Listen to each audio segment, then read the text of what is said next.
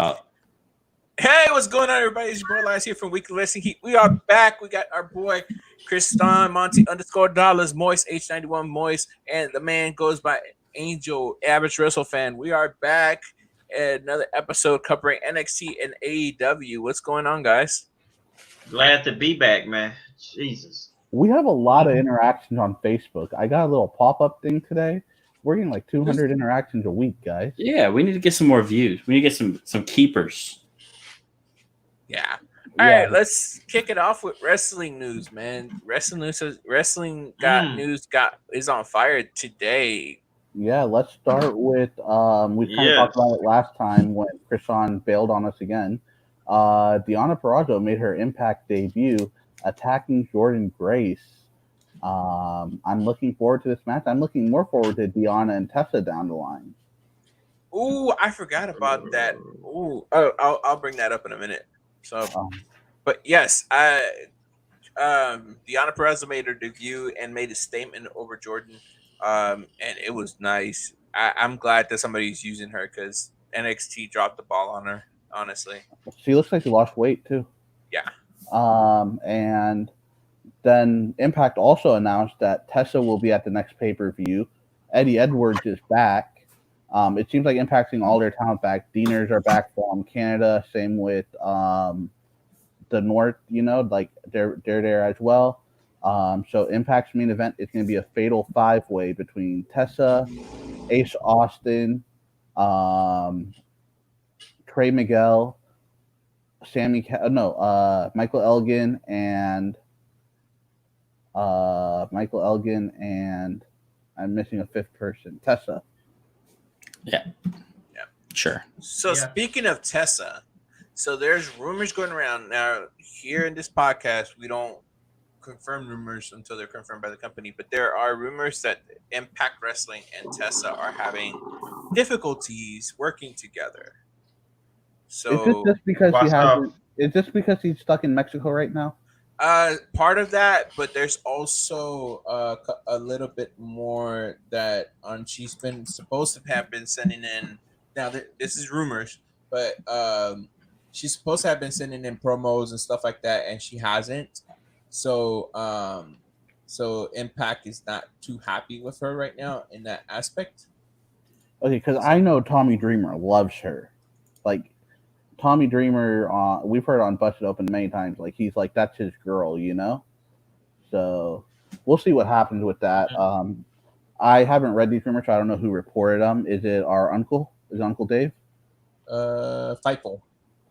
Okay, so they've had a good amount of wrong reports before too. So it's hit and miss. So it's like I said, but there is supposedly this is what verbatim Blanchard was asked to send in promos for the recent set of tapings, but that just didn't happen. And not to be surprised if things in progress past that. Blanchard has been stuck in Mexico due to the coronavirus. And then all the heat that she caught for all the bullying and the past stuff that's happened. So it hasn't been smooth sailing, but we'll see. I hope for the best for her. All right. Matt Riddle will debut next week on SmackDown. Bro. Yeah. I thought it was this week. No, I thought it was. Sorry, it's next week. I thought it was supposed to be. Excuse me, this week. And then what was the last bit of news we want to talk about? I think I'm missing one thing. Evolve is actually reported to have financial issues. So currently, there's a rumor that they're in talks with WWE to sell their library to WWE, not the promotion itself, but just sell the library for profit. A lot of WWE stars went through Evolve, like Matt Riddle wasn't involved, and then Austin Theory was involved as well. So there's a couple of other guys that have had matches in Evolve. So it'll be interesting to see how that progresses. I hate to see the COVID taking down companies like that, but let's see what happens. That's a developing story, so we'll see what happens as it develops. Jake Atlas apparently got like a 2-page article in in Time Magazine or People Magazine? Time Magazine about being an openly gay wrestler. And then on top of that, WWE removed Joey Ryan's video of Brian Cage versus Jake Atlas at Bar Wrestling. So Brian Cage and Joey Ryan both spoke out on that. So yeah, we'll see what happens there. I think WWE should have kept it up because how can they have? Because his name. Yeah, he listed him as Jake Atlas. Yeah. But that was his name. I think they copyrighted it. Fuck WWE.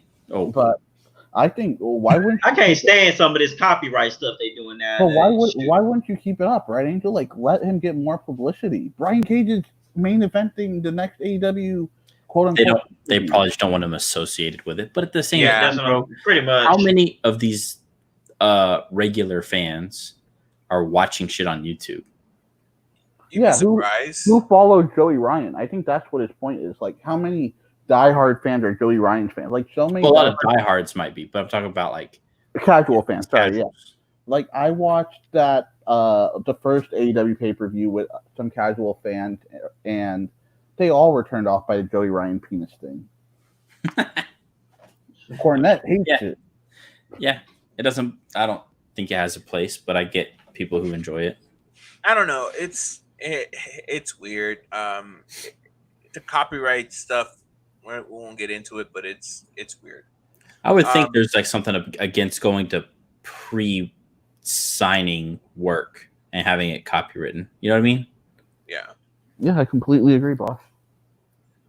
But all right, let's dig into results recaps from NXT and AEW. What do we want to start on first? I think we start on AEW. I think NXT was a better show. Okay. This week. Let's get started. AEW results. The show kicks off. What's up, Monty? I was gonna say, are we missing anything else as far as the news go? I think there's one more thing we forgot to cover. What? Oh, Heyman? Yeah. Paul Heyman got fired. I just assumed you said that at the beginning. Yeah, Paul Heyman got let go.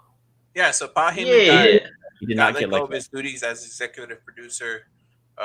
And Bruce Pritchard actually took the lead on both Raw and SmackDown. SmackDown has been a better show. SmackDown has been a better show lately. No. Yeah. Angel, you skip half of the SmackDown. You don't even watch SmackDown. For good reason. No. For good reason. Okay. Okay. In my defense, I'm gonna defend you. Listen, I'm more of a Raw person than SmackDown. Now, granted, I ain't watched SmackDown like all the way in a minute, but I do catch enough to where it's like all the stuff that actually interests me in that. Why is he yelling at us? But I don't know either. Quit yelling. I was trying to make sure y'all heard me. That's all. He's got good headphones today. By all account, well, by most people's accounts, the past 4, 5, 6 months of Raw have been some of the best Raw. What? In maybe 3 years, 2 or 3 years? No, people are crapping all over it. But you got to remember, they both crap. I mean, but are the ratings any better on SmackDown? Yeah, they are. This is whole COVID because it's on a major network. USA is a major network. Fox is on freaking regular TV. Fox is regular TV. Is what it means. Yeah. Yeah. You can accidentally leave on channel 4. And yeah, any bar that has no sports going on probably probably has Fox on right at night or whatever. And then not only that, another thing with Fox is they got a big Latino fan base. A lot of Latino fan bases watch the local channels, and Latinos were always more attracted to SmackDown than Raw, which is why I'm surprised there's not a Latino superstar. They're all on freaking Raw and NXT. But I don't know. It goes against everything that Vince also said in his quarter 1 call. I did hear that part of it. Because, well, he has another quit yelling meeting. Well, I'm not even yelling. Okay, there must be some nice headphones. No, your voice is very loud, though. Yeah, appreciate it. Okay, so basically, what I'm saying is this. I mean, at some point, Vince is gonna have another meeting with the shareholders and all that great stuff to pretty much address these issues. Oh, next month, yeah. So I guess he's trying to give up some sort of reason, saying that hey, we're gonna make some changes. This is what we did, and it's because of this. But there's multiple reports out. So they're saying that Vince wasn't liking certain things that Paul Heyman was trying to do, so there were creative differences in that aspect. Also, there was rumors, like I said, rumors are rumors, but there are rumors that Raw had turned into chaos backstage, so there was no real sense of direction in the backstage. And also, go figure. It's after the XFL goes under that all this starts happening. By the way, who's the locker room leader right now? Like on SmackDown, you got Daniel Bryan and AJ Styles. Who do you have on Raw as a leader? Seth Rollins? I would assume Seth. Maybe I don't think you could put Drew there. Seth and Charlotte. Seth, Charlotte, and Drew are considered the locker room leaders. I don't even know about Charlotte. For the women, yes. Well, Natty more. Natty's the Nia. Yeah. No, Natty. Well, a lot of them go to Nia supposedly. Yeah. Anyway, I would go to Nia too. Chris will be there. By all accounts, I have a problem with how Vince was saying that Heyman needed time to do, because they were going to start. There's no more Brock, so we're going to have all these younger guys come up, and it's been 2-3 months since he said that, and all of a sudden he's like, never mind. You know what I think? There's no telling exactly what goes on backstage, so it's that wasn't a financial call. Well, like I said, a lot of the stuff that goes on backstage isn't publicized like that. So, like, until we find out more on the situation on why he got let go, I think we should clarify. He's not let go. He's not let go. He's not let go from WWE. He's still a performer. So he does. Yeah, he's just gonna do the in-ring contract. He's just not. He's no longer part of the backstage producers crew. Also, if I'm Heyman, cool. Keep paying me to do nothing because Brock is here. You know what I would do at SmackDown? With Raw. 2 hours of live wrestling, and then make the last hour a recap. Like, why don't y'all just cut the hours down to 2? Commercials. They're getting way too much ad revenue. Yeah. But yeah, USA wants it at 3 hours. But if they're okay with during the pandemic airing old school stuff, I don't know about a recap. No, not a recap. I don't know about old school matches that they were okay with because it was popping ratings. Do 2 hours, the first 2 hours of live, and the last hour of Raw as an old school match. Kind of like what they're doing on Fox for Before Backstage, where they air like Survivor Series. It was Evolution this week. I'll be right back. Yeah. Well, I'll tell you like this. I mean, I'll do you one better. How about this? You do the first hour live action, the second hour with the old school matches, and then obviously the main event will be the last hour. Why don't you just do it like that? The only problem with that is then you have people just sitting around for an hour at the Performance Center. Well, but anyway, we stayed on this for quite a while. Yeah. All right. So actually, I know Moise has some. His face was weird when I said AEW wasn't as good as NXT this week. I want to hear what he has to say about it. From what I heard, NXT was amazing. It was pretty good. The match was pretty solid. There was like one little part that I think sounds weird, but maybe y'all can explain it better. Which one? The part where he sees Dexter Lumis in the crowd. Oh yeah. I got it.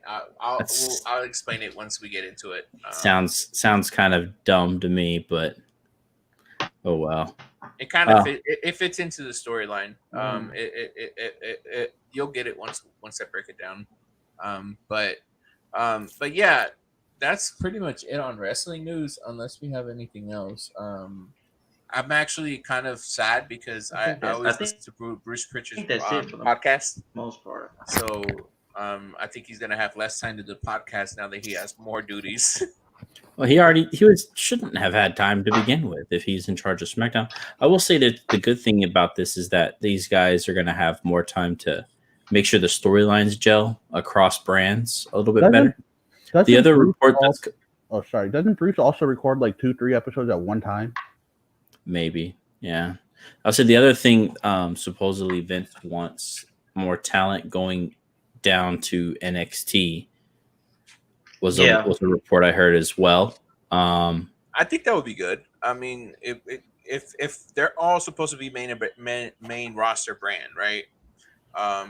What happened to brand splits, though. I think it's a rumor that it's going to end too. The brand split's supposed to end. I think it's an infatuation with, and I know we don't look at it, but I think it's an infatuation with the main event of NXT beating AEW in the ratings, and Vince thinks if he has 1 or 2 stars down there, it would pop the rating, which he thought would happen with Charlotte, but it didn't. Yeah, that was an epic fail with Charlotte there. It wasn't an epic fail because it managed to put Io over, and is she more over though? She I really care is. about her more than I did before. Yeah, for beating Rhea. Not even that. I cared. You guys know I don't care about. Honest to God, Io Shirai was going to be get over regardless. Bro, I didn't care about Mia Yim's character until she had that match with Charlotte. You still literally the last show said you can't stand her character. Because even though she can't stand her. Because I'm in love with the 3 heels they were facing. Dakota's my girl. Raquel's my girl. Candice is like my sister-in-law. You know, like is she? Yeah. I will say this. Johnny Gargano is his long-lost white brother. Yeah, you know, my Fast and Furious storyline that's going to pay out. Gotcha. All right, let's get into. We've been enough on the news. Let's get into AEW. AEW kicked off with the official debut of the hashtag FTR. Dax Hardwood and Cash Wheeler defeating the Butcher and the Blade. Listen, great introduction for FTR. A couple of spots where I was like, well, maybe I wish they weren't fighting this team, Butcher and Blade. Maybe I wish they were against a private party or best friends. Not best friends, like another kind of that lower tier tag team group, like Dustin and QT. No, because they're a number 2 contender or something. No. God. Or kind of like you didn't know that? Kind of like Kip Sabian and Jimmy Havoc, like something around those lines. Like Havoc Sabian, Havoc, someone where they can like really just go to town, do that real ground and pound type stuff that they like. Kind of like really, like the I guess I get your point. But I think it's more of the the high flyer, all the fancy moves versus the old traditional style wrestling. I think that would have been better paired with Kip Sabian and Jimmy Havoc. We'll see. I don't. You saying Sabian and Havoc do all of that? Somewhat. Sabian does. Sabian's in like mid cruiserweight, but no. The thing is that I wish they would have squashed a little bit more. SCU would have been perfect here. But I will say this, is it though? But over time, if it's Daniel Gary, I think you can get away with it. Don't put SCU is a big part still. You got to remember, whether we liked it or not, they were the first champions. Yeah. Well, look at it like this, Andrew. With FTR in the building, it's a lot of possibilities with those matches coming up. FTR, really. I want to see FTR against every tag team. This show just like popped every tag team. I know you guys. I know everyone wants to see the Young Bucks and FTR. I'm more excited for Pride and Powerful. I would love to see Proud and Powerful. That's a match I want to see. I really want to see the story they tell with Lucha Bros. Those two. That's the thing. They can Pride and Powerful can put it in those comedy spots that FTR could play off of too. Or Santana and Ortiz just doing their dumb poses and like. I can see FTR mocking them, Anyway, that's what I'm saying. That's another one too. I'm not too excited to see the Young Bucks versus the FTR anymore. I guarantee you will be when it happens. I'm sorry. It got stale to me for a minute. I guess if Cornette pissed on that match for me. What? Cornette ruined that match for me. Listening to that podcast, Cornette ruined it for me. Oh, yeah. Well, back to this match, because we could go on about how cool this stuff will be. The only big spot that kind of that popped me a little bit, there was shots of the crowd, and you see all these old school guys who are literally like, they love FTR. You have Tully, Arn out there. They're talking about all this old technical wrestling they're doing on commentary.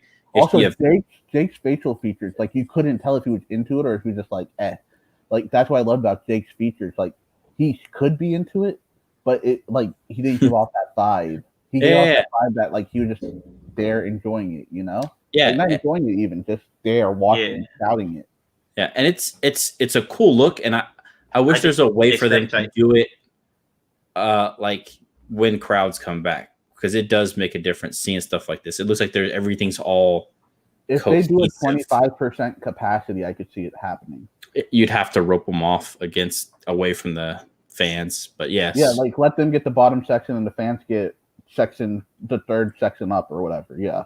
Yeah, maybe because then they're away from the talent too a little bit more. Yeah. But anyway, FTR win with a shatter. Well, it's not a shatter machine anymore. Good Night Express. Good Night Express. Great name. Express. And what is it called? A package pile driver, basically. The Mindbreaker stuff pile driver. Yeah, for the win. The big thing was having all these other teams come out at the end. Yeah, the Young Bucks came out to congratulate, and then basically kind of like hyping themselves up. We're the best tag team, and then Butcher and Blade blindside Matt Jackson, Kip Sabian, and Jimmy Havoc jump in, and then all of a sudden Kenny Omega and Adam Page run out, and that's basically ended the segment.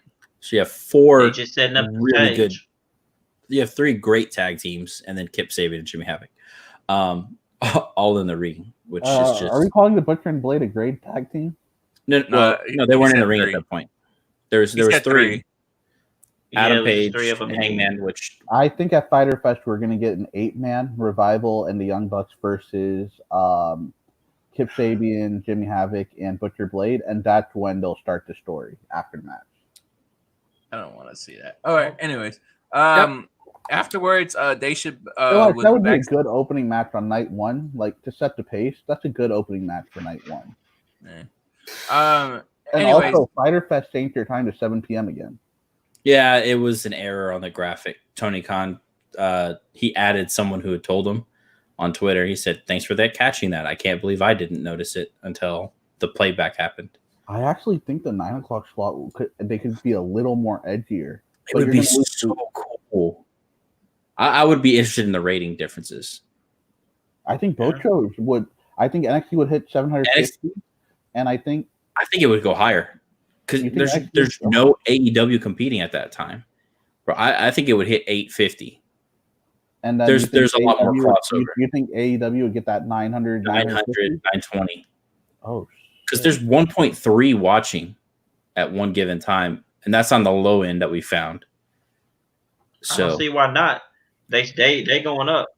So So anyway, next match was Chris Statlander, Hikaru Shida versus Penelope Ford and Nyla Rose. When I saw this graphic last week, I was like, "Cool, Penelope's gonna get pinned again." But Penelope got the pin. She got the pin. My girl is killing it out there, dude. Good for her, Britt gets hurt. She's in the spotlight now a little bit against the champion. That's the only thing I don't like. If I'm going to call out WWE, I'm going to call out AEW. Why is your champion getting pinned? I get because she got hit with a belt. Or maybe it's setting up for a quick match. It's an easy feud. It's an easy feud. Yep. Any spots of the match that y'all caught that y'all liked? I actually liked Nyla and Penelope as a team, and then I like where this can go because I think Shida is the perfect type of wrestler to improve Penelope, like if they're running through the match and stuff. Mm-hmm. Yeah, for sure. Only the commentary loves talking about Penelope, man. JR loves him some Penelope Ford. He compared her to Trish Stratus a couple of weeks ago, right? Probably. I mean, yeah. Oh no, Elias. I think it was Matt Morgan that said it on the podcast, right? She reminds him of a Trish Stratus, kind of green at first, but beautiful look. Once she improves, she'll be a killer. Yeah. He said that's one that WWE will probably go hard for once that contract's up, because she's got that Finch look. Yeah, she has that look that that WWE looks for a lot, and if she gets better in the ring, that her stock will go up even more. Like I said, I think once they start letting crowds back in, if they eventually have like a house show added, I think the multiple repetitions in the ring being 2 times a week, will help her get a lot better. And it should work. Atlanta's 100% open too, or Georgia's 100% open now. So if they want to go back to QT's gym, I don't know if you want to risk it. I don't know if you want to be the first ones to do I don't want to be the first one. I'll be honest with you. I'll be honest with you. Given my current situation, no, I wouldn't, because they close. Just a little off topic. My office got closed because somebody in our office tested positive for coronavirus. So y'all been back a week? Yeah, no, 3 weeks now. And someone tested positive at our store, and we were shut down. Yeah, so my friend's son just got tested today. I got tested today too. He had 102 temperature. They said to quarantine him for 3 weeks while the result 3 days while the results come in. Sorry, that's insane. So yeah, but anyway, to the rest. The other thing is there's like no storyline. There's nothing, There's a spot out. There was a spot I liked in that match, but it's not wrestling real life. Oh, the Nyla power slam. Yeah, no, we're talking about Penelope. He said, Then next match. I don't know if it was the next match. I think they did the Britt Baker package after, right? The Britt Baker package. There was 2 packages here. Yeah. So Britt Baker package. You seem to enjoy it.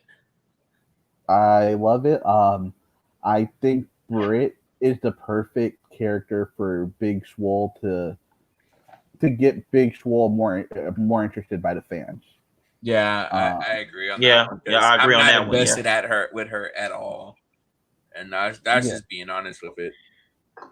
I'm not either, but apparently she can go in the ring. She did well in the Mae Young Classic match she had. No. Don't get me wrong. She's really good in the ring. She's a great in-ring worker. As far as her character, her character development is not there yet. So, all right.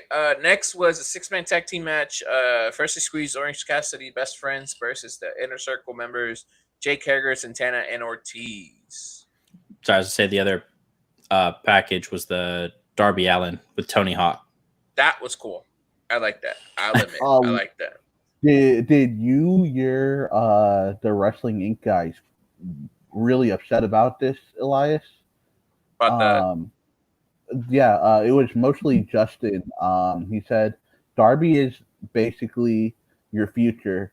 Why do you have him doing this spot over and over and risking his ankles? It wasn't him. It wasn't them. Darby did this on his own. Yeah, and he posted it on Twitter. If Darby sent that to you, are you not like, okay, we only need like one, you only need to attempt this one time? He had already done it. Yeah, I know, but because y'all don't want him to pull no. At the end of to pull none of that Jeff Hardy, Matt Hardy type stuff. You know what I'm saying? Doing all of these, you hurting your body, especially when you trying to push yourself, trying to get pushed up and everything like that.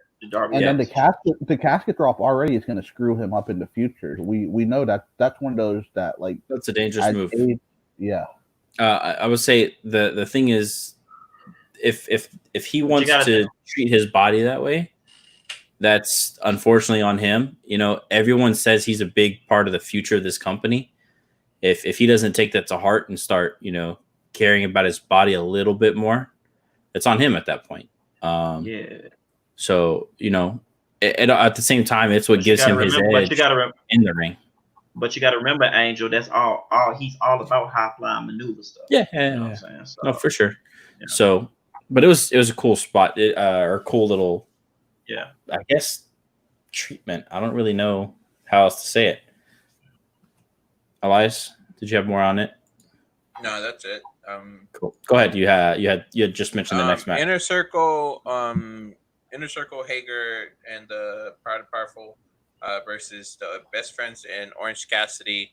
Let me see. Cassidy rolled up Ortiz for the pin, and then afterwards, Jericho smacked Orange Cassidy with his baseball bat and busted him open. They literally pummeled the shit out of his ass. Yeah, and then busted with a whole bunch of oranges. And at first I was like, really? Oranges? And then commentary was like, that's 20 pounds of oranges. Like, that actually would really hurt, I think. At first I was like, yeah, okay. And then I was like, actually, no, yeah, that that would probably hurt me. I don't want to get hit by those. See how that would hurt though. You want to find out? We'll get 20 pounds of oranges. It looked like he only got hit. Well, I'm just saying, it looked like he just got hit on his shoulder. I can understand he got busted in the head with it. I'm gonna hit you with a. That'll still hurt, bro. That still hurts. 20-pound swing like that. That's like getting hit with a freaking. But the way I'm just saying, the way he swung it, it didn't look like he swung it all the way to where, oh damn, I'm gonna pop. I'm gonna really bust you with it. I mean, 20 pounds is 20 pounds. But I digress. That's like getting kicked by a toddler. You try getting kicked by a toddler. Has it happened? Just yes, it's happened to me. Experience. Yeah, my kid likes to kick me, so that I could tell you that hurts. Yeah, I mean, right, just this by this point of the show, I'm just thinking we have so many tag teams in this company. I'm just getting excited over tag team wrestling by this point of the show. Well, that was one of the main goals for AEW to bring back tag team wrestling. Yeah, because I think they could do it. I think they could do it a little less tag teams, but hey, maybe I don't. I want to see every match. Unless they're getting ready for the trio stuff, then I can see why they're putting all these teams together. Oh, for sure. I want all the matches, all the tag teams. So interestingly enough, there was a segment between Tony Schiavone, the Gun Club, and then ended up leading to a stare off between MJF and Wardlow against the Gun Club. Billy and Austin Gunn. Yeah. Wicked line. After that was the Spanish God Sammy Guevara versus Boom Boom Colt Cabana. Sammy Guevara. You know he speaking of Spanish. So basically, it was a win by Sammy. Then afterwards, all of the freaking Dark Order finally showed up. Bro, and do they not look good all together? Yes. I was actually impressed by that one. Seeing it was awesome at this point because we'd been thinking, no way, these guys they don't work together. What did you think, Moise? I know this is like one of your least favorite parts of this company. I like Colt Cabana. Dude paid his dues. WWE did not book him properly. I'm happy he wasn't blacklisted after all the CM Punk stuff. So I am happy to see his character possibly going somewhere. And I think if where they're going is he's going to join and then possibly break away, I think that could be a big win to give him like a final run because he is pretty old. So. Yeah, just seeing Evil Uno and Stu Grayson also there with Brody. I like Colt Cabana. I think he froze. Oh, I thought y'all froze because both of y'all stopped and I was just the only one moving. No. Oh, no. All of us froze. No, you froze. Anyway. No. Okay. Yeah. So anyway, this match was all about the post. Yeah. Post segment. I enjoyed this. For some reason, seeing the Dark Order has a whole unit now says a lot about the character development of the faction itself. I really want to see what's next now. It's not. Before that, I was like, it was turning stale, and now that you see everybody just there, it literally excites me to see what's next for the Dark Order. The one thing the other one thing I really want to see though is there needs to be some conversation about the fact that Brody lost. I don't think they're going to do it, but they need to address it because it needs to be addressed. I think, like I told you a couple of weeks back before was it Double or Nothing that just passed? This match between Brody and John Moxley could have either hurt Moxley or hurt Brody. Since they're not, what's going on, Chris Duggadillo? Since they're not addressing the issue, I think it's gonna hurt Brody Lee in the long run. They need to address it and do something about it because if not, people are gonna be like, "Well, he built this guy up, and now he took a loss against John Moxley. You know, he's the leader of the Dark Order. So what are you gonna do now to redeem him?" I like this. If the story's going to go the way I think, where it's just these guys keep recruiting, it's all in the background, you know, and at some point, eventually, just everyone realizes, holy crap, these guys are in everything. And all of a sudden, there's like a 6-month run of nothing but Dark Order running the show, so to speak. That'd be really cool. Yeah, I can see all of them having like eventually Brody Lee have the championship, have Evil Uno and Stu Grayson hold the tag team titles, and then see somebody in them in Five or somebody else or TNT or Preston. I really like Preston. 10. And then eventually recruit a female, and then have her go haywire in the women's division. So it would be really cool. And they don't have to all. I don't think the Inner Circle will like that. I think Inner Circle might be breaking up, because the other thing that happened after this match was Matt Hardy coming out as 80s. Yeah. I don't know how to call him, but 80s Matt Hardy. Matt Hardy, right? He came out. He came out has B1 Hardy, and then he transitioned into Matt Fax, and then he transitioned into Damascus, which I love it, but I also don't. So Chris Sagadillo says they need to make Brody Lee a monster and violent, but some sanity to his actions. Hence, Dark Order reigning supreme for a bit. I agree on that one. Mm-hmm. Yeah.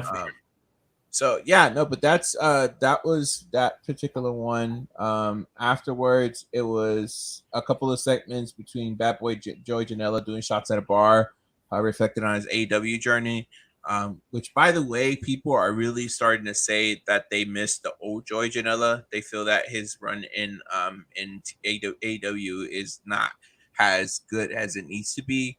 Maybe if he could get himself over for once, instead of just talking to Dave Meltzer on TV.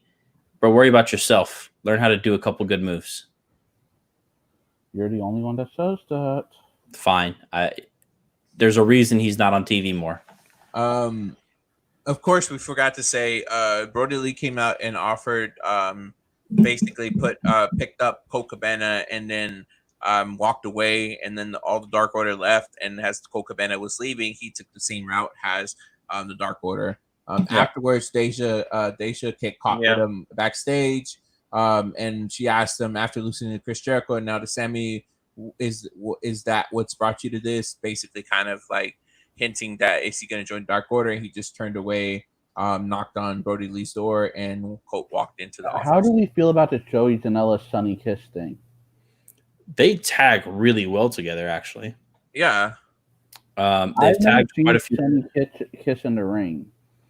So. Watch.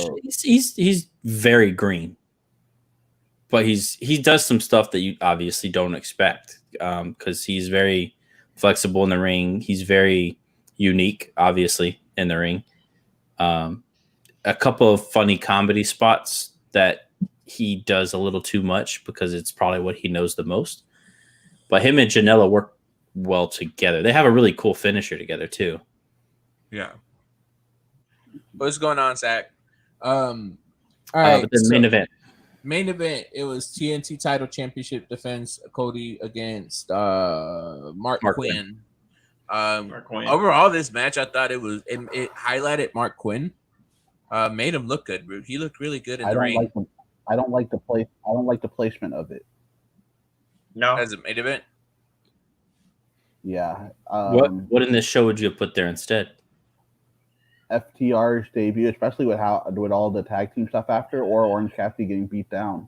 I would have thought that was going to be last. I think because Jericho was on comedy, they wanted, or on commentary, that needed to be earlier in the night. Okay. What about the Moxley Brian Cage stuff? Oh, did that already happen? We didn't even mention that. Yeah, that had already happened. It was actually an important part. It's an important angle. I think that they want to end with this TNT championship. It just makes it more important. Yeah. You always end your pay-per-view. I think you can open with it too, though. You could either open or close with it. Yeah, for sure. I'd rather just close with it and call it a day. I don't know. I agree with boys. The numbers are hurting them with the last 2 weeks with Cody there. Is it because Cody's not going to lose? They know he's not going to lose. Yeah, but that takes never away know. that takes away from the actual prestige, not prestige, but it takes away from it. Then, like, Well, if everybody kinda knows Cody's not Right. going to lose, then like you want to get your viewers tuned in. So, And like, the WCW TV title, like that title should be switched every month. it's going to get to a point where we're like, okay, this should be the week. Okay, now, okay. Next week though, he's facing Pentagon. That's the week. Okay, no. Oh, Oh my God. Heath Slater's year. Slater came out. Is he a signing? Did we miss? Oh, he lost. Okay, lost. Or like it's gonna get to that point where it's gonna be like, okay, this is the actual. So like, think about it. Think about it on the aspect when John Cena was doing the United States Open Challenge. Mm-hmm. You had good people come out, and you had surprises. It wasn't until he defended it. But John Cena is also your biggest draw, and you see all these fantasy matches that you never thought of. Remember when Jack Ryder and John Cena did the thing, and all the entourage guys were there, and everyone for a second thought Jack Ryder was about to beat John Cena? I didn't think that in this match at all. I agree. I think it should even. All right, so let's talk about the match. So basically, what happened? Cody won. So afterwards was the more kind of interesting part of what happened to it. Afterwards, Jake Hager walked out and basically stared down Cody. Try to attack Cody. I guess that's the best way to. Cody was like, "Do you want to face me for the title?" And he said, "Yeah." And then he put his hands on Arn Anderson, and then that's when all hell broke loose. That's when Private Party and Matt Hardy came to assist, and then the Inner Circle came out, and it just all hell just broke loose from there. And then basically afterwards, while the Inner Circle's retreating, Cody grabbed the mic and was like, "Hey, Jake, I know what you're asking. You want TNT title match at Fyter Fest? You got it." And so we're gonna see Cody versus Jake Hager for the TNT title. One thing I want to say, we crap when WWE does finishes like this, where it's like the free for all. We crapped on Impact and WCW when they used to do it. Do you think these free for all, like we saw in the tag team match, do you think they're doing it too much? I don't. It's been a part of their show from day one, though. Yeah, but does it get to a point where you just like, where do you get to a point where you just like maybe they're doing stuff too much? Not really. Like you're not gonna one up the Stadium Brawl, right? So what's the end result gonna be? I mean, when you think about it, well, I'm gonna be honest. It kind of is the week-to-week booking that could bite them there, you know. Who's booking? But what I'm loving from AEW said they don't have long-term storyline. It's all week-to-week, right? I think they have long-term ideas, but like how they get there is what changes.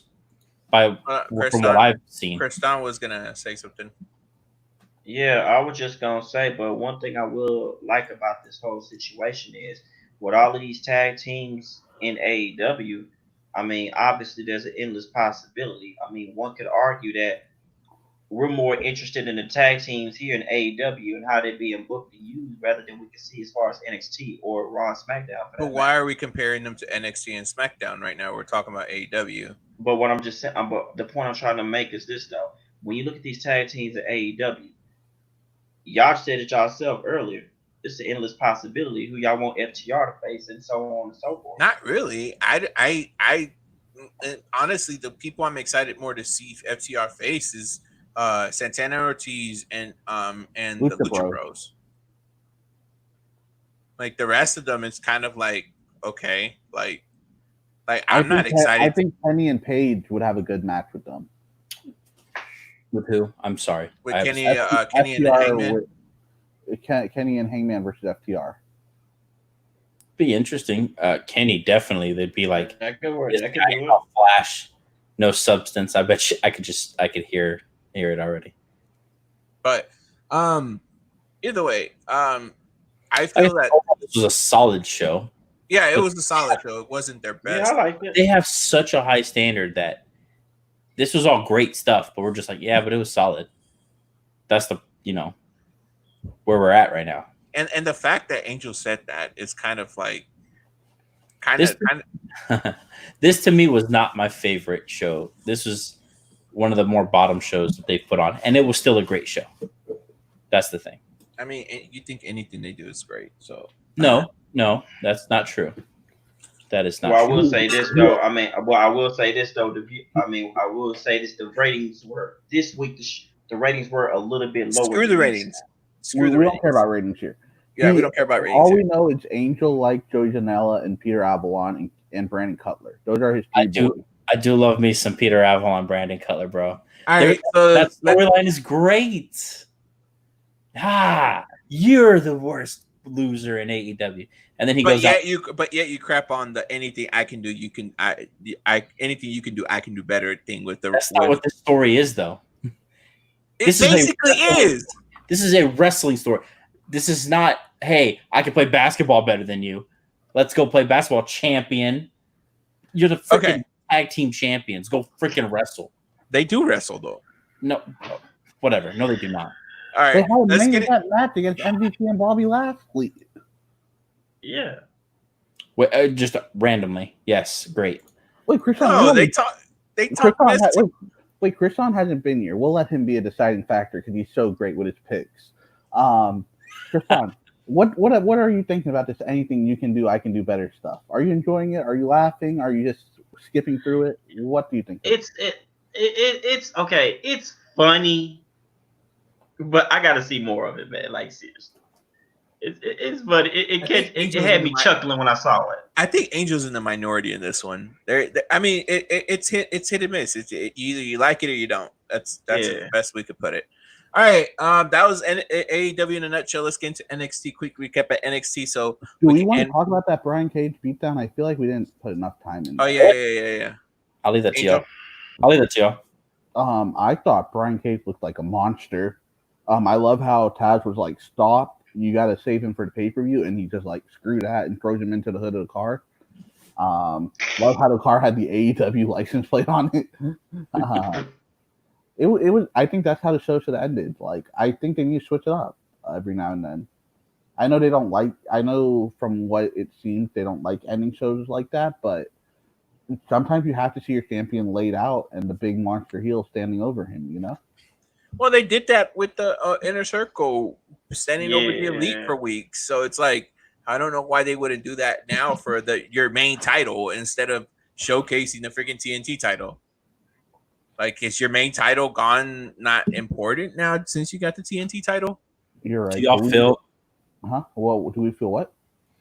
Do y'all feel that Moxley's heat is wearing off without crowds? I think he needs an audience. Yeah. Yeah. I think the audience is going to react with him. I think the first audience back at any show, it could be 205 Live, will be crazy. No, I think once whoever does the first live show, it's going to be crazy. It seems like it's going to be New Japan right now. Yeah. Which actually on Sunday.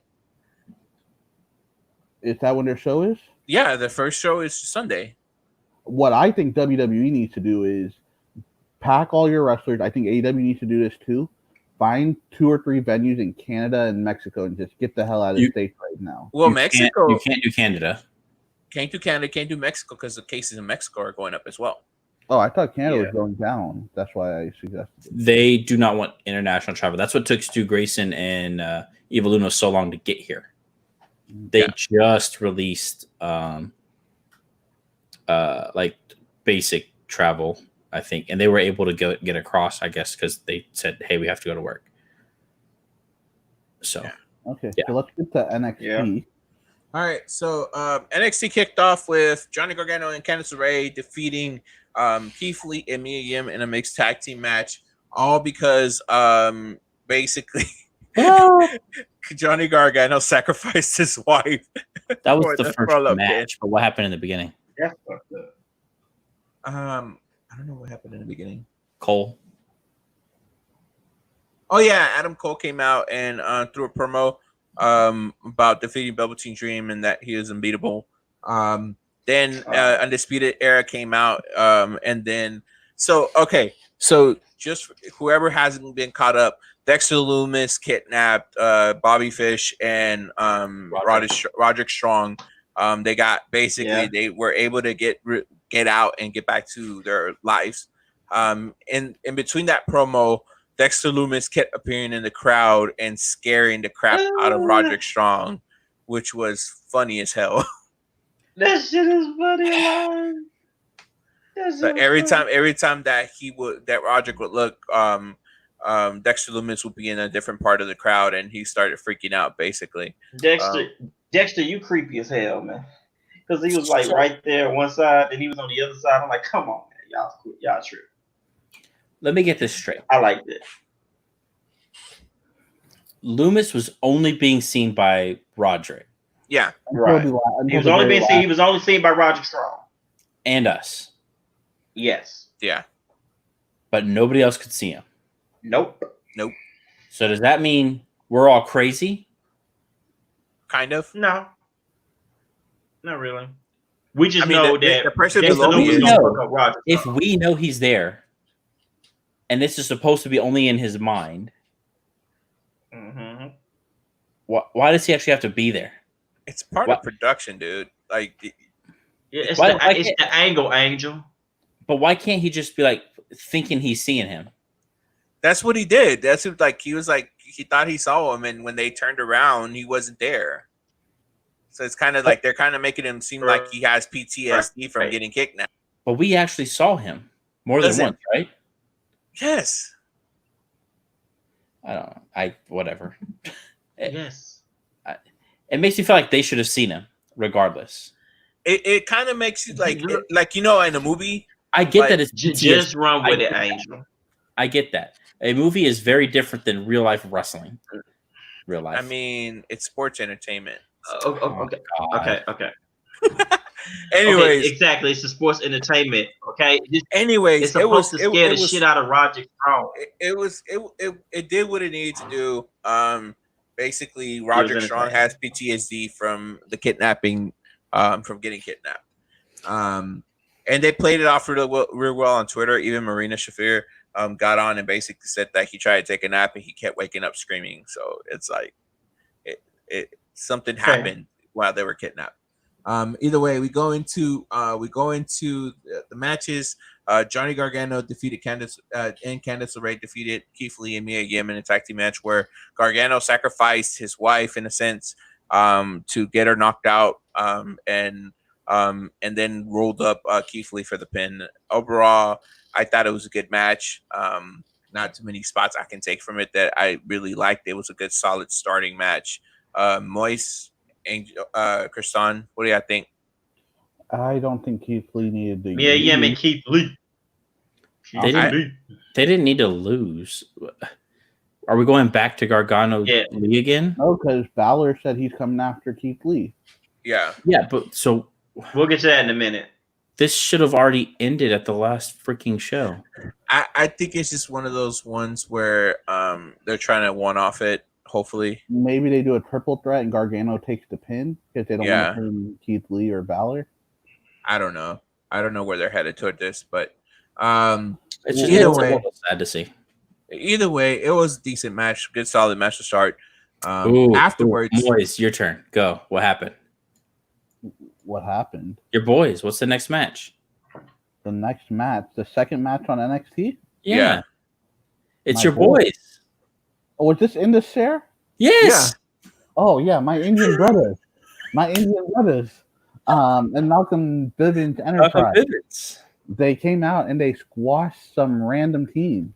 Mike Dobry and Mike Reed. Mike and Mike. Those guys. No way, that is Mike and Mike. That's great. Yeah, they squashed those guys. I think any two of us could put up more of a fight. I don't. What's that dude's name again? Michael what? What's his name? Bivens. What's his name? Bivens. He looks scary as hell to me. Just that. He like one of them. No, I'm saying he like one of those foreign international mob bosses. He looks like one of Coney's henchmen. Yeah. Dude, he looks. Overall, he do look intimidating and shit though. Overall, it was a strong showing by Indus. I like what they're doing with them. I want to see what they do next with them. Afterwards, we had what I think was match of the night: Finn Balor versus Cameron Grimes. We're not gonna talk about the whole middle of the show. Yeah, let's talk about that part first. All right, go. Yeah, basically he was. Wait. Didn't we skip Breezango? We were talking about that. Basically, wait, what are you talking about?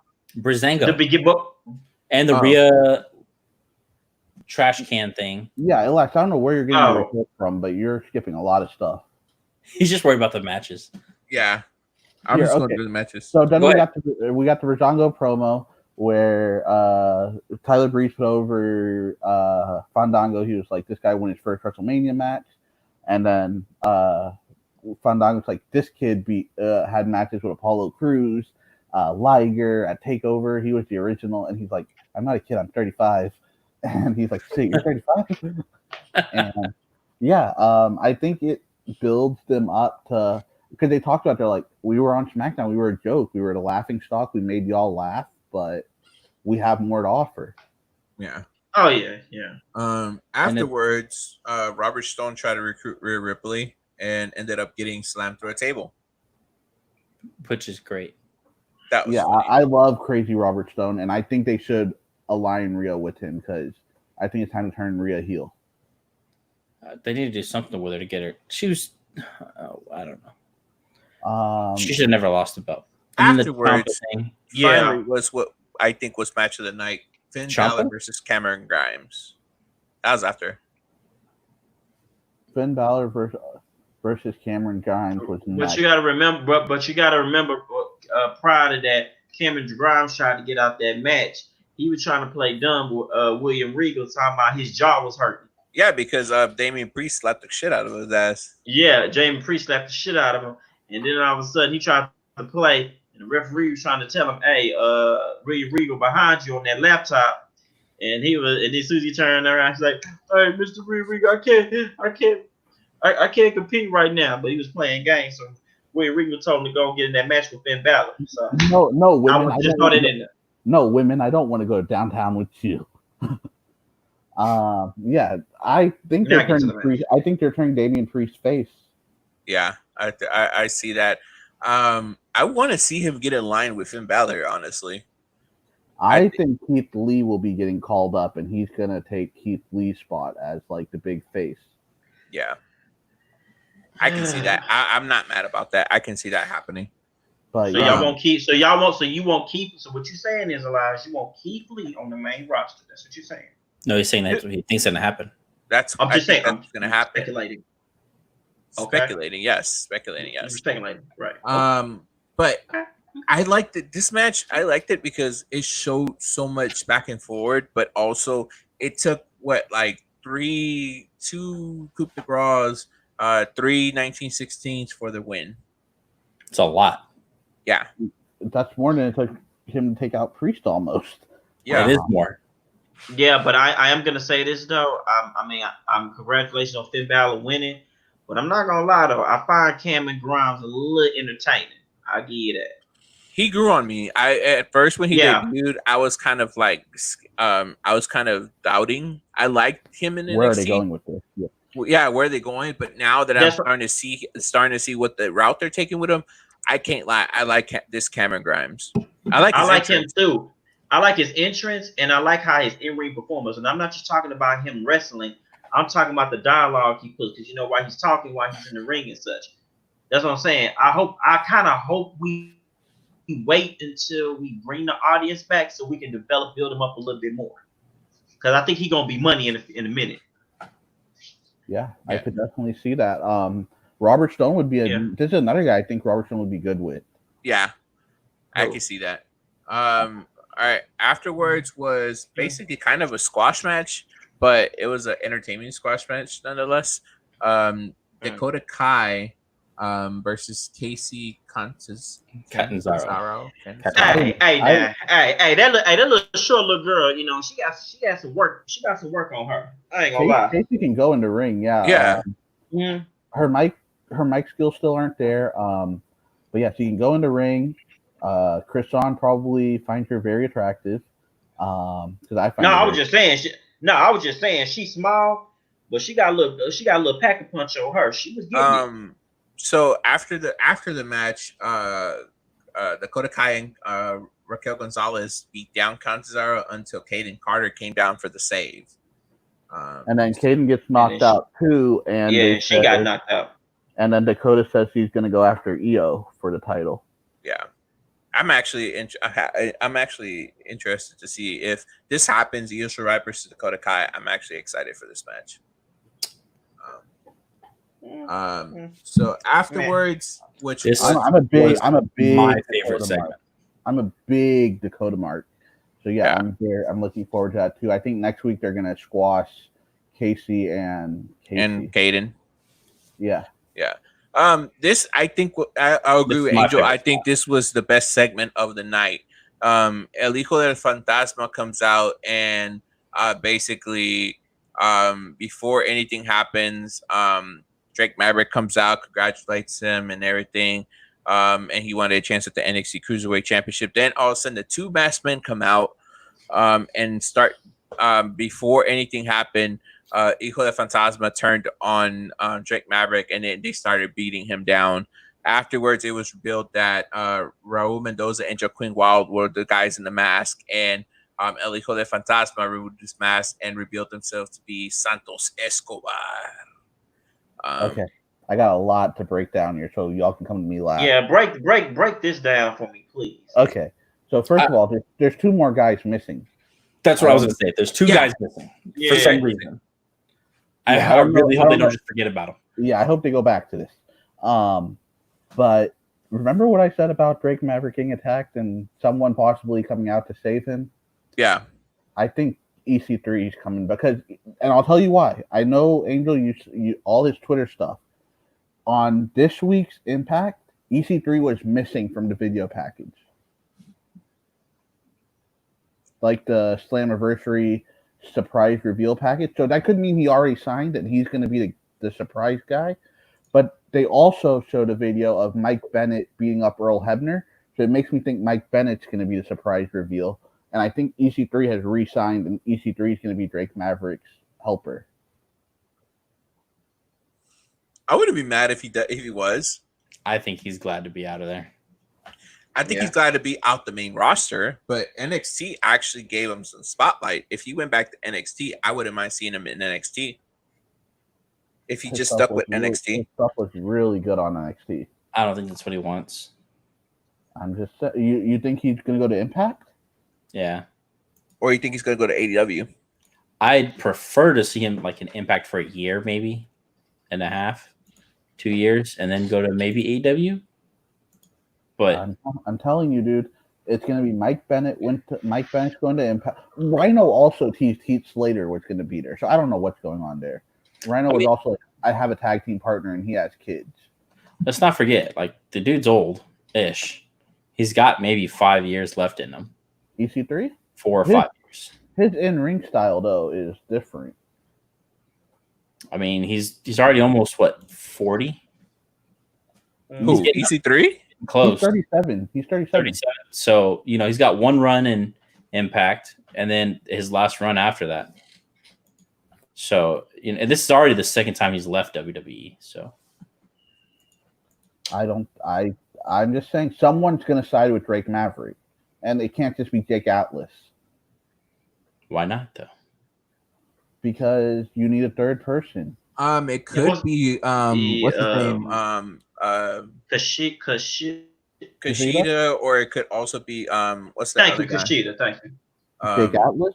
No, Jake Atlas probably, and then what's his name?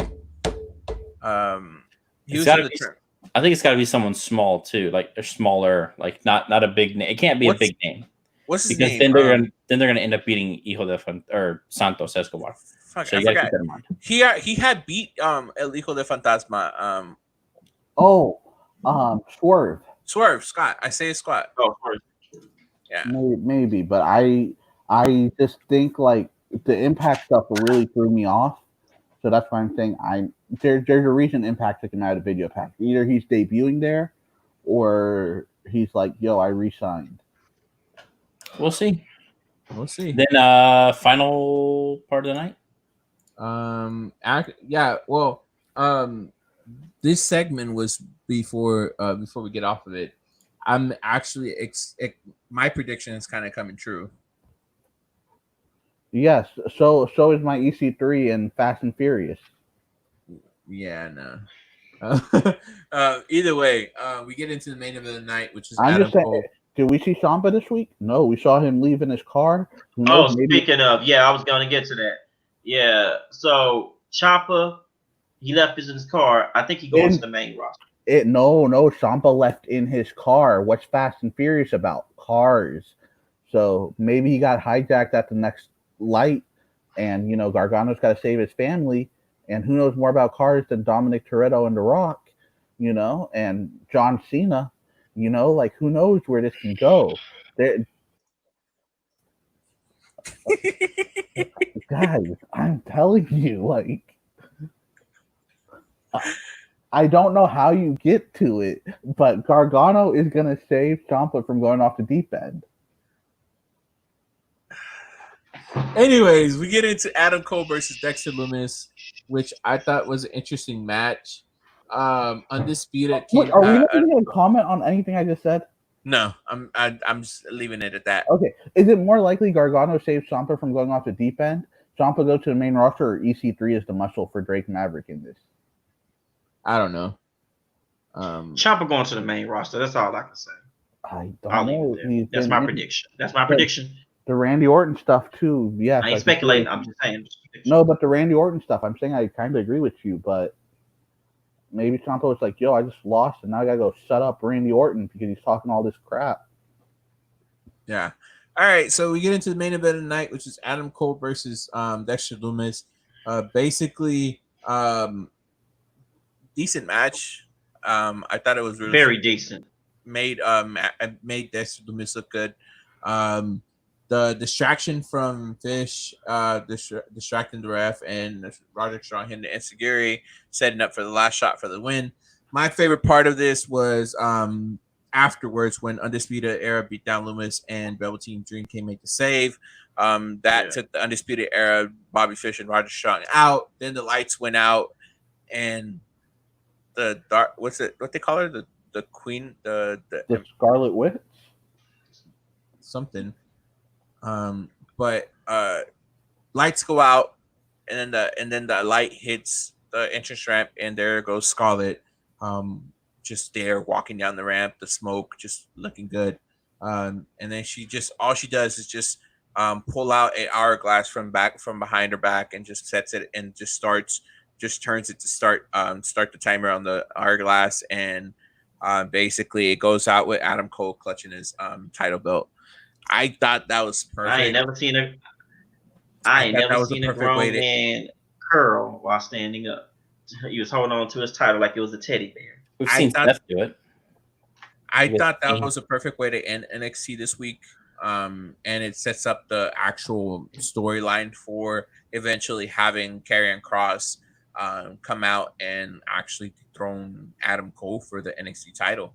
Yeah, that's pretty much what's about to happen. Okay, let me go back. All joking aside with that Fast and Furious storyline, with Ciampa getting called up to the main roster, Adam Cole's probably going to get called up because the NXT contract's done in August. You got Dominic Dijakovic getting called. You don't think that's too many call-ups, Chris, at one time? With Matt Riddle just getting called up too? I don't think Adam Cole might be going anywhere. I just read that all of Undisputed Era re-signed for a couple of years. I was just after Ciampa. Now I just found this is my first time hearing about the Keith Lee situation. There's no real direction on the only ones confirmed are Dominic and Matt Riddle. Yeah, the other ones are pure speculation. Right, that's what I was saying. I'm just going after the speculation part. Like y'all just the Keith Lee part, if they bring him up to the main roster, kudos. But I'm just saying in general, Ciampa, I think, in my opinion, he's going to the main roster. Because my thing is this though. I mean, the match that he had with him and Gargano, to me it was like this. Gargano may go after the North American Championship. Ciampa's out. Ciampa's going up to the main roster. So either or would have happened regardless. I don't know. We'll see what happens. We will be right back with Backlash predictions. Well, real quick, I just want to touch on this because it's a big thing for me. Why I don't really have as much fun with NXT. The crowd in this segment really bugged me. Singing along. They sound like a generic crowd, like a Jerry Springer clap, applause, boo crowd. Yeah. It's like they have a sign. Okay, do this now. Do this now. And I don't know who it is in the crowd. Some idiot keeps yelling out, "You can't do that to me." I don't know if y'all heard that on NXT. He's like, "Yeah, I did. You wouldn't be doing that to me." And I'm like, "Who are you?" That's the thing, and that's the problem. They're not character. They're not people. They're say this now. Hey, they're acting systematic, basically. It's TikTok time. Okay, now it's this time. Here's what I will say. While we're crapping on that, I've heard 2 NXT podcasts, and both said the crowd was way better this week. So I don't know. Maybe it's just something we all agree on. I don't know. Yeah, I think there's certain times like I think they're trying to work because they're your boys. Yeah, they're trying to just do what they can. I know the crowd on SmackDown was actually during the. I know nobody has watched it, but if you're gonna watch it, watch the Daniel Bryan versus AJ Styles match. The crowd was actually on fire there. Okay, and one last, was the Jeff Hardy thing as controversial as they were making out to be on Wrestling Inc. before? Yeah. Okay. Yeah. So MJF just liked the tweet. Your tweet? He liked a tweet. What tweet? Said Paul Heyman will be managing MJF by the end of the year. You know what? I'm gonna be honest with you. I was thinking about that too. What if Paul Heyman go to AEW? WWE is fucked. I'm just letting you know that. They've dealt without him, but that'd be interesting. Had a lot of success without him. Like, why do you like? They were he. Dude, like you put too much trust on somebody whose brand died in 2001. Okay, that's nice and dandy, but if you move him to AEW, then what? If you move him to AEW and put him with Wardlow, once Wardlow turns on MJF, I want that now. I want that now. Elias, I know you've seen. I know these two probably haven't seen it, but Justin LaBar did a great job with Wardlow, and I think Paul Heyman. Shut up! I want to take all my money. No, wait. No, he's talking about on the creative angle. I'm not talking about as a performer. Paul Heyman hasn't been on TV for weeks. Of course not, for obvious reasons. We know. Of course. Okay, so what makes you think WWE is going to lose something without Paul Heyman? I'm just saying. I'm not saying they're gonna lose anything with Paul Heyman. All I'm simply saying is, what is the possibility of him going to AEW? I mean, we know. I doubt it. He hasn't made. Dude is getting paid. Literally, dude, right now he's getting paid to do nothing. Yeah. So, if he's able to do this podcast and just be able to chill, he's probably still doing backstage stuff, but he doesn't have the freaking. He's not gonna have the freaking pull that he had. How would we feel about Paul Heyman and Io? Because a lot of people wanted Paul Heyman and Asuka. How would it feel about Paul Heyman and Io before Io gets called up? I could see that. I could see Paul Heyman and Chelsea Green.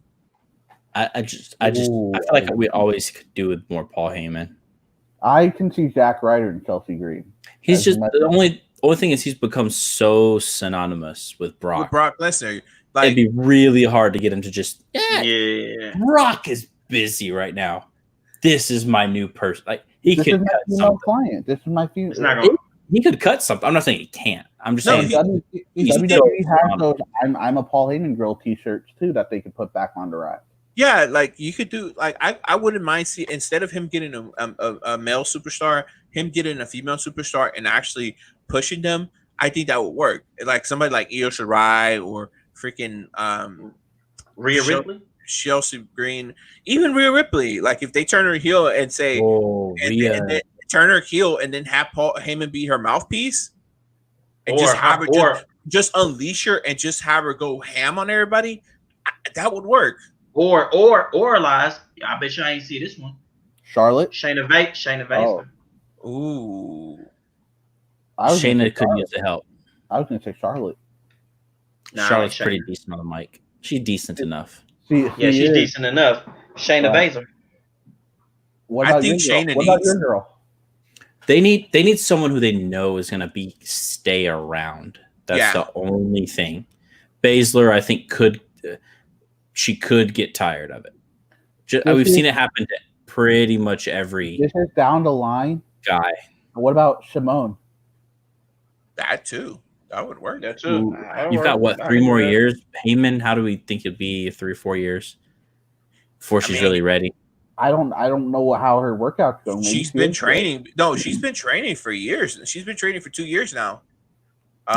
She's been training before she graduated, but so anyway, we started into the show with Heyman. I mean, he's clearly an important dude. So, I think overall that's the action for the week. Yeah, that's action for the week. We'll be back with part 2. We're actually a quick part 2 where we'll predict Backlash and continue on our predictions challenge game. So we'll be back. Peace. Peace.